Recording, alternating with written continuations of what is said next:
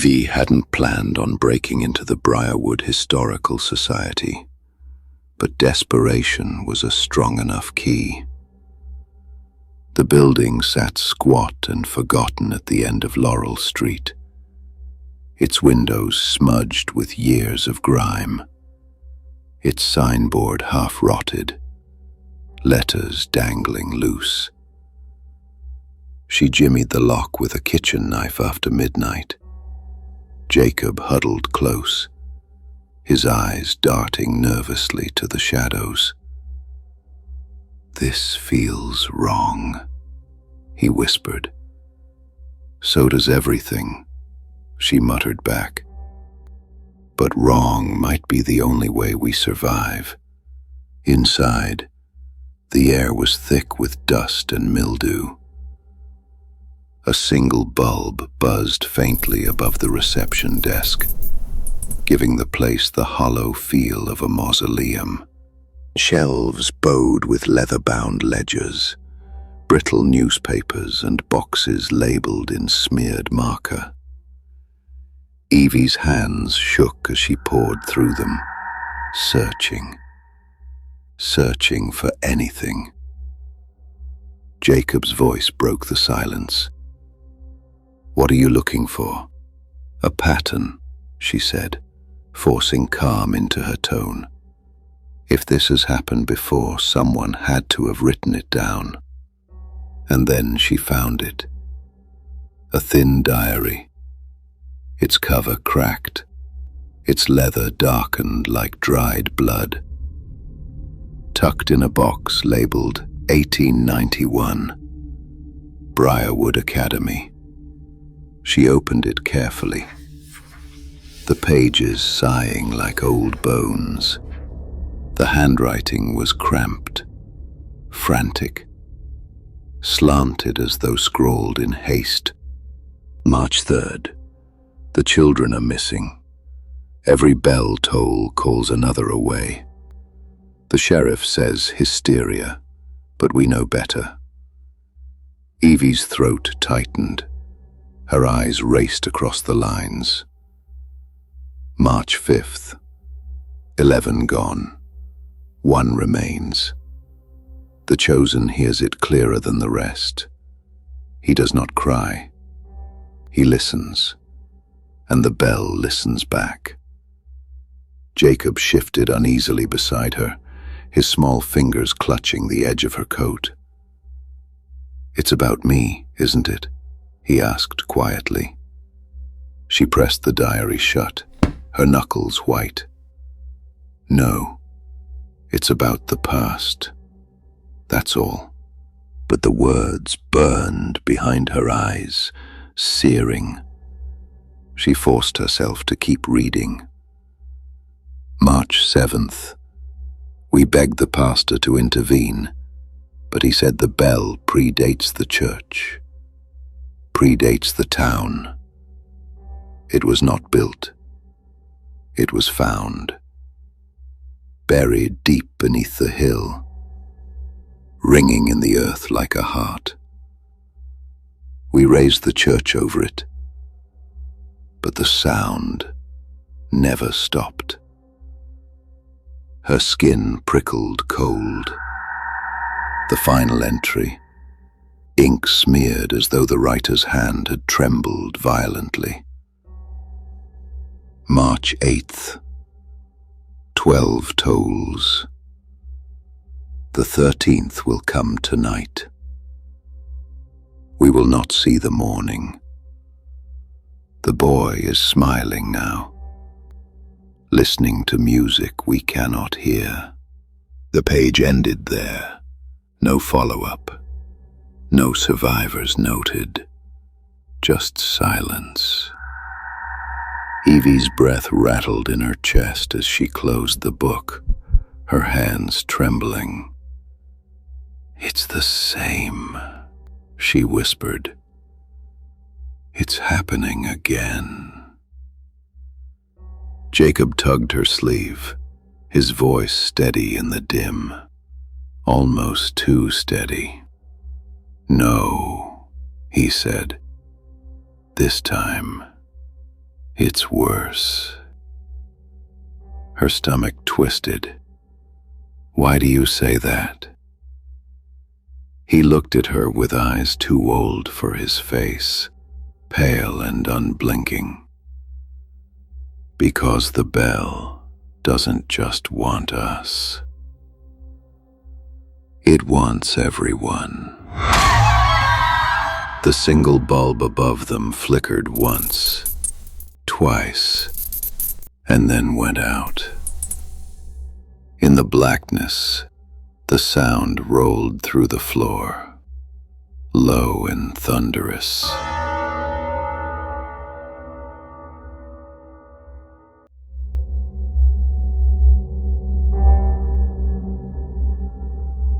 The whole town felt wrong. By sundown, Briarwood was a knot of nerves, every streetlight buzzing, every window shuttered, every household waiting for something they couldn't name, but all somehow feared. The whispers had spread too fast to stop. The pastor's words festered, dripping like poison. And by nightfall, the people weren't whispering anymore. They were watching. Evie saw them when she peeked through her blinds. Neighbors she'd known her whole life standing in clusters along the sidewalk. Not speaking, not moving, just waiting. Their faces pale, their eyes fixed on her house, on Jacob. Jacob sat cross-legged on the living room floor, his small frame rigid, his gaze fixed on the darkened TV screen as though it were a mirror. His lips moved faintly, soundless. Evie's chest tightened. "Jacob," she whispered, kneeling beside him. "Talk to me, please." His eyes flicked toward her just for a second. "They're calling," he said softly. "But not to me this time." A chill racked her spine. "What do you mean?" Jacob tilted his head toward the window. "To them, outside. Don't you hear how restless they are?" And Evie did hear it, not with her ears, but with something deeper. The hum in the walls, the vibration in the floorboards, the static pressing behind her eyes, the sound of a bell, waiting. The phone rang suddenly, shrill in the heavy silence. She lunged for it, nearly dropping it in her haste. Sheriff Keller's voice rasped through the receiver, raw and panicked. "Evie, don't open the door for anyone. Do you hear me? The town's not themselves. Something's crawling through them. I can't hold them back." Evie clutched the phone, her throat tight. "What do I do?" Keller's voice cracked. "Survive. Till morning, if there is one." The line went dead. Evie stumbled back, pressing her palm against her mouth, heart racing. Outside, a low murmur rippled through the crowd, a single voice rising above them, smooth and commanding. Pastor McCready. "The 13th toll comes tonight," he called, his tone almost triumphant. "And with it, the judgment. The chosen boy must be offered, or the rest of us will fall." The crowd stirred, restless, emboldened by his words. But the pastor's eyes gleamed in the lamplight, fever bright. "He is the vessel," he boomed. "The bell rings for him, and through him it will take us all." The murmurs turned to shouts. Fists slammed against her porch rail. Hands rattled the doorknob. Jacob didn't move, didn't flinch. He simply turned his head toward the window, eyes shining faintly in the dark. "It's almost time," he whispered. The walls shook. The lights flickered. The crowd outside fell silent, as though stunned, holding their breath in unison. 12 again, rolling through the marrow of the world. Evie dropped to her knees, clutching Jacob close, her body trembling. One toll left. One breath left, before whatever waited in the dark revealed itself. And outside, the people of Briarwood, all of them, knelt as one, their heads bowed, their lips moving in perfect, eerie unison. Praying, not to God, but to the bell.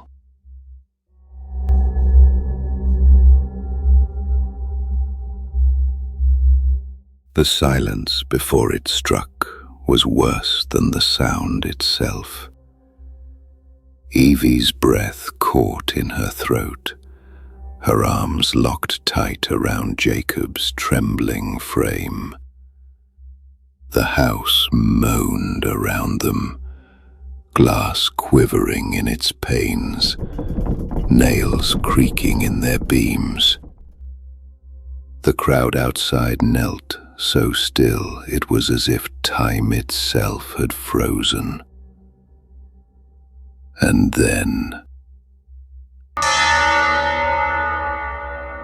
the 13th toll roared through Briarwood like the sky splitting open. The walls shook violently, plaster crumbling, picture frames crashing to the floor. The lights sputtered, sparked, and died.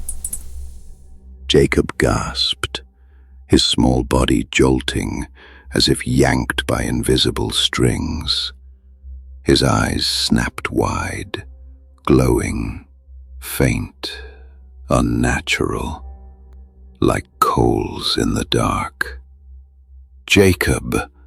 Evie shouted, gripping his face in her hands. "Stay with me, please, stay with me." But his gaze slid past her, distant, listening. The air grew thick, humming with pressure. The sound didn't fade this time. It expanded, rolling, stretching, folding itself into something more than a bell. Something alive. The crowd outside began to convulse, their whispers rising into screams, bodies writhing as if strings pulled them too. Through the window, Evie saw them claw at their own ears, blood streaking down their faces as their mouths opened wide, wider, too wide, the sound pouring out of them like a second bell. Jacob stood suddenly, pulling free of her arms. His voice was not his own when he spoke. Layered, deep, vibrating with the weight of centuries. It's awake now. Evie's heart seized. What's awake? Jacob's eyes glowed brighter, his small chest heaving. The one beneath the hill. It was never sleeping. It was waiting. And now it's hungry. The ground beneath the house groaned. A low rumble like the earth itself was shifting. Outside, the church tower split down its middle with a thunderous crack, its boards peeling back like rotten skin. From deep below the hill, a sound rose, not the bell now, but something older, stranger, like 1,000 voices whispering at once. Evie screamed, clutching Jacob again, desperate, pulling him back toward the corner of the room, away from the window, away from the madness. Fight it. You're stronger than it. Jacob's small hands trembled in hers. For a heartbeat, just one, his own voice broke through. Evie, I'm scared. And then the ground split. The crowd outside collapsed as the street cracked open, flames of light pouring from the earth's wound. Shadows writhed in the glow, twisting like limbs, like shapes of children, familiar faces flickering in the fire.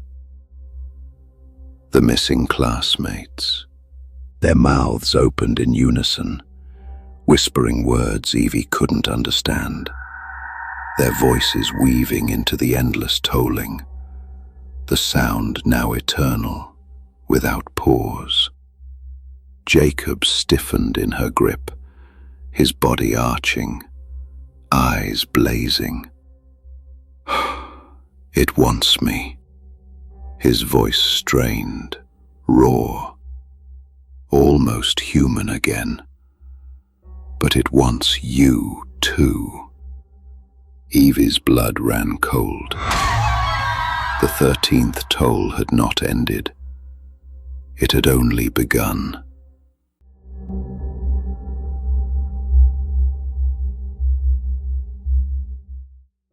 The world had split, and Briarwood was bleeding through the cracks.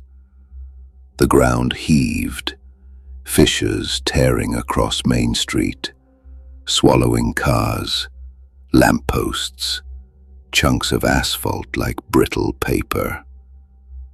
Houses leaned at impossible angles, windows shattering, as if the town itself were protesting its own existence. The bell's sound didn't fade. It thrummed ceaselessly, a vibration in the air, in the marrow of bone, in the pulse of blood. Evie dragged Jacob into the basement, the only place that felt like it might hold against the collapse, though the walls groaned and dust rained from the rafters. "Stay with me, baby. Stay with me," she pled, her voice hoarse, clutching him tight. Jacob convulsed in her arms, his body too small to hold what was inside him. His eyes flickered between human and inhuman, between terror and something vast, endless. "It hurts," he gasped. "It's pulling. I can't." Evie pressed her forehead to his, tears streaking down her face. "Fight it, Jacob. You're stronger. You're not theirs." But his voice shifted again, deeper, layered, echoing in the small space. Strength is irrelevant. He was chosen the moment the bell rang first. The vessel cannot refuse the water poured into him.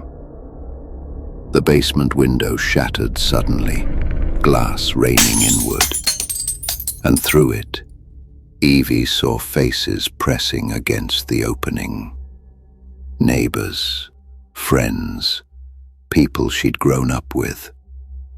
Eyes blank, mouths open in silent worship. One of them was Mrs. Langley, her lips moving as if in prayer, her nails raking the sill bloody as she tried to claw her way inside. Evie screamed, hurling a chair against the window, breaking their grasp. But still, more hands reached, grabbing, clawing, desperate to touch Jacob. "They're not themselves," Evie shouted, as much to herself as to him. "It's the bell. It's using them." Jacob's small fingers clutched her wrist, his grip impossibly strong. His voice flickered back to his own, trembling. "Evie, I don't want to go with them." Her heart cracked. "You won't.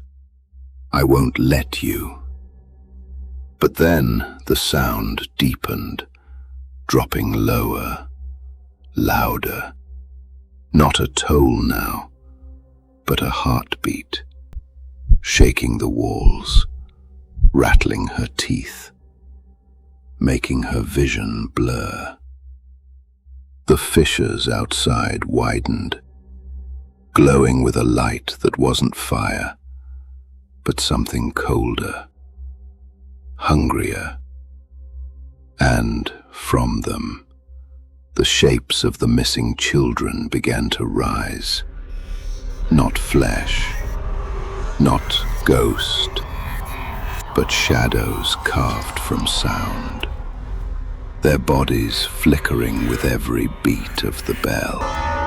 They crowded the street, their mouths open, voices layering into a chorus that filled the night. Join. Join. Join. Jacob's body jolted as if electrified. His eyes locked on theirs, his lips parting in time with their chant. Evie gripped him tighter, screaming over the roar, over the toll, over the endless pull. "Jacob, look at me. Look at me. You're not theirs. You're mine. You're mine." For the briefest moment, his gaze snapped back, clear, human, terrified.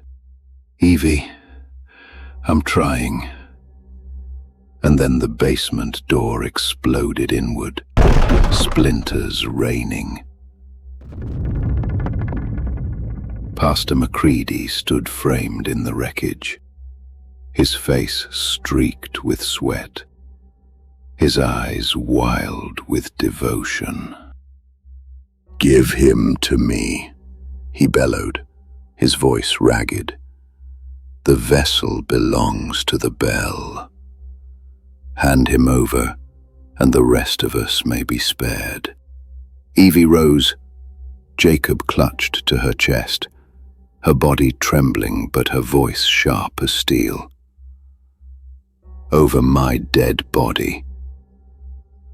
Macready's lips peeled into a fevered smile.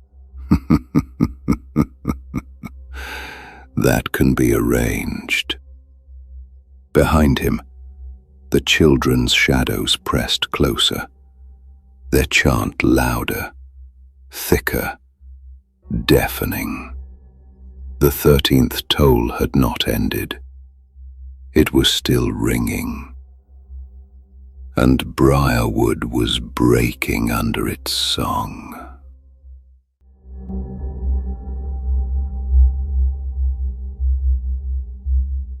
The basement pulsed with the bell's heartbeat, each thrum rattling the air like a war drum. Evie backed into the corner. Jacob clutched to her chest as Macready stepped forward, his black coat torn, his hands trembling but his eyes blazing with fevered light.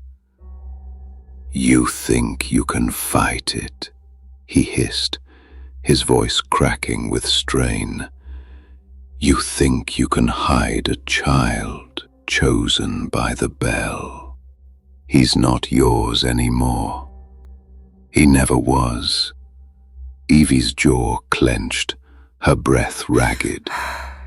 "He's mine, and I'll burn this whole damn town before I let you take him." Macready laughed then, a broken, guttural sound that scraped against the stone walls.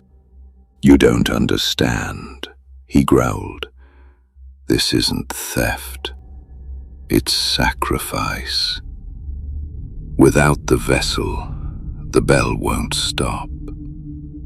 With him, we buy peace. That's the way it has always been." He lunged. Evie barely had time to twist aside, shoving Jacob behind her as Macready's bulk crashed into the wall, plaster exploding in a puff of dust. "Run, Jacob," she shouted, her voice tearing. But the boy froze, eyes wide, glowing faint, as if tethered to the sound that never stopped. Macready wheeled back, his face twisted in rage, spittle flying. "You stupid girl, you think you're fighting me? I am nothing. I am just the shepherd. The bell is the wolf, and it will feed."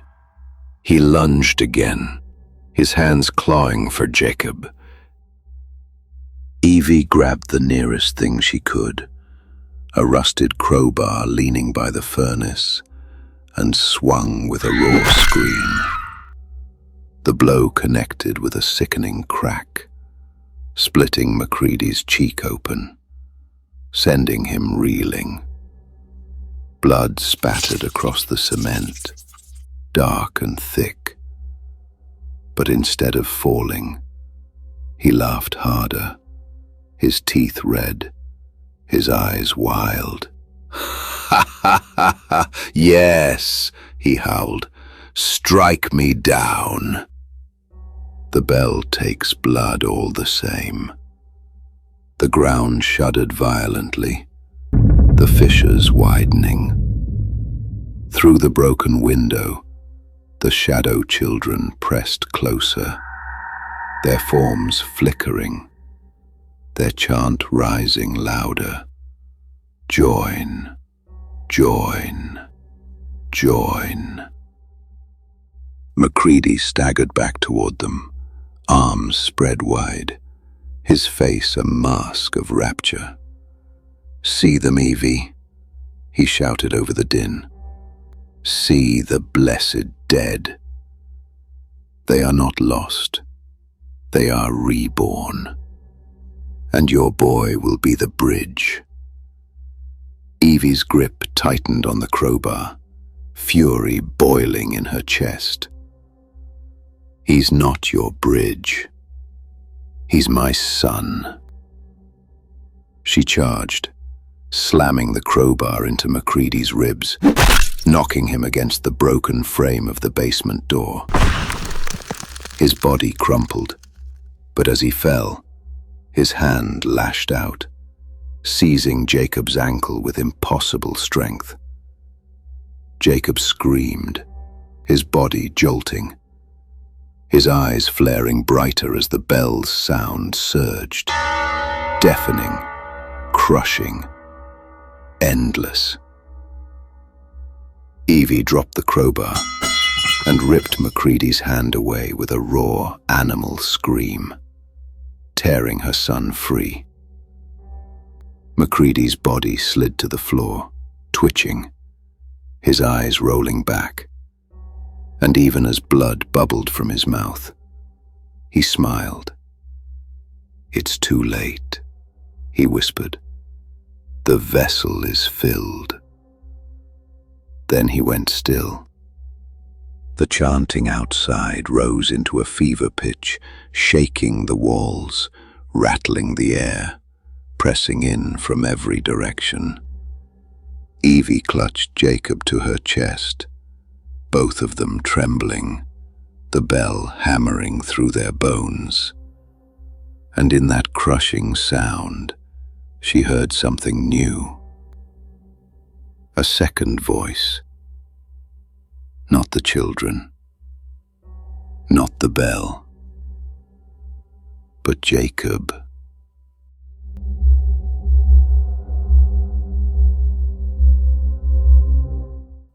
Whispering along with it.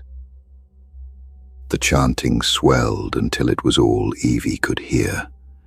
Her arms shook as she clutched Jacob tight, his small frame rigid against her chest. His eyes glowed brighter now, the light inside him pulsing in time with the tolling, as if he was the bell. "Jacob, look at me," she begged, shaking him gently.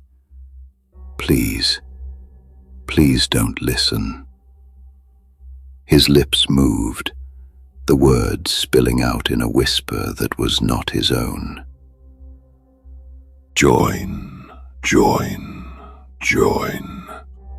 Evie slapped her hand over his mouth, sobbing. "No, that's not you. That's them." But the whisper didn't stop. It vibrated in the air, curling under her palm, seeping into her bones. The fissures outside spread wider, light and shadow bleeding through. The ground groaned like something enormous was stirring beneath it, turning in its sleep. Jacob's body jerked suddenly, his arms snapping rigid, his back arching as he was wrenched from her grasp. He collapsed onto the basement floor, twitching, his small chest heaving as the glow inside him flared brighter, almost blinding. Evie dropped to her knees beside him, shaking, her voice raw. "Fight it, Jacob. Please, you're stronger than this. You're my boy. You're mine." For a heartbeat, just one, his eyes cleared. The glow dimmed, his gaze locked on hers, wet with fear. "Evie," he gasped, voice breaking. "I don't want to go." Her tears spilled hot, dripping onto his shirt. "Then don't. Stay with me." But the bell's voice surged through him again, crushing his words, stealing his breath. His body jerked violently, his small fists slamming against the cement. And then, her ears filled not with tolling, but with screams. Not Jacob's, theirs. The shadow children outside writhed in the fissures, their chant unraveling into shrieks, their forms bending and distorting, as if something stronger was pulling them apart. Through the shattered basement window, Evie saw them clawing at their own bodies, their faces flickering between human and monstrous. their mouths opening wide enough to split. And Jacob screamed now, his voice layered with theirs, an endless chorus of agony. "Make it stop!" Evie seized him, pulling him against her, pressing her face to his hair, her body a shield against a world unraveling. "You're not theirs," she cried. "You're not the bell. You're Jacob. My Jacob." The light inside him flared so bright it swallowed the basement, swallowed the walls, swallowed the town. For one endless second, Evie saw everything. The hill split wide, the bell, enormous and black, buried deep in the earth, its surface crawling with veins of shadow. And inside it, faces pressed against the metal, mouths open in soundless screams. The children, the lost, the taken, and Jacob's reflection among them, his small hands pressed against the inside of the bell, his mouth opening, screaming. Evie's own scream tore the vision apart, dragging her back to the basement floor. The glow dimmed, just slightly, and Jacob slumped in her arms, his breath ragged, his skin fever-hot. "Evie, it's inside me." Her arms tightened around him, fierce, unyielding. "Then I'll tear it out." Above them, the house groaned.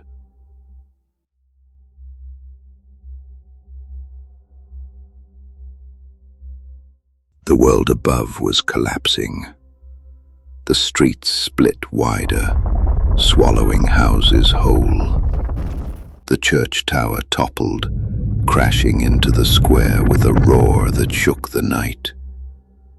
The townsfolk howled in unison, their bodies twisted by the sound, their voices not their own anymore. And still, the bell tolled, endless, merciless. In the basement, Evie knelt in the dust, Jacob limp in her arms, his skin burning, his eyes flickering with that unnatural glow. "Evie," he rasped, his voice almost gone. "I can't hold it. It wants out." Her tears streaked down her cheeks, hot and desperate. "Then let me carry it. Give it to me, Jacob. Let it take me instead."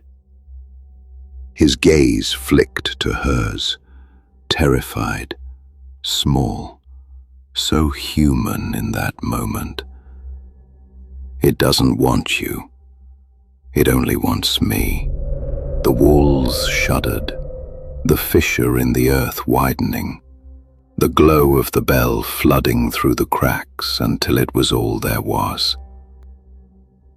Evie tightened her grip on him, her voice shaking but fierce, unyielding. "Then it'll have to kill me first." The toll deepened, louder, pressing through her skull, crushing her chest. And suddenly she was standing inside the vision again, before the massive black bell buried beneath briarwood. The faces pressed against its surface writhed and screamed, and Jacob stood among them, his hands pressed to the inside, his mouth open in a soundless cry. Evie ran to him, slamming her fists against the surface, her voice ragged. "Give him back. Take me instead." The bell vibrated with laughter, low, endless, cruel. A voice, layered, ancient, vast, rolled through her skull. One must stay. One must ring. This is the way of Briarwood. Evie's palms bled against the black metal as she pounded harder, screaming through her sobs. "Then take me. Take me." But the faces on the bell only writhed harder. And Jacob's small voice, inside, muffled, whispered, "No, Evie. Run." Her body collapsed forward, and she woke with a gasp, back in the basement, clutching him. The glow in his eyes flared, then flickered. He gasped, convulsed, then stilled, his small hand tightening weakly around hers. The sound of the bell stopped. The silence that followed was unbearable. Outside, the chanting ceased. The fissures sealed with a shuddering groan. The town went still, like nothing had ever moved, like nothing had ever happened. Evie held Jacob's body, rocking him, whispering his name over and over, until, at last, his chest rose, shallow, fragile, alive. Her tears spilled hot and unrelenting as his eyes opened, human again, clear again. "Evie," he whispered. "Did we stop it?" She pressed her lips to his forehead, choking back her sobs. "For now," she whispered. Above them, Briarwood lay quiet in the dark, the night heavy with silence. But deep beneath the hill, where the fissures had closed, something vast and black shifted once. Just once, like a sleeper turning in its bed. And though no one else heard it, Evie did. A faint, echoing promise.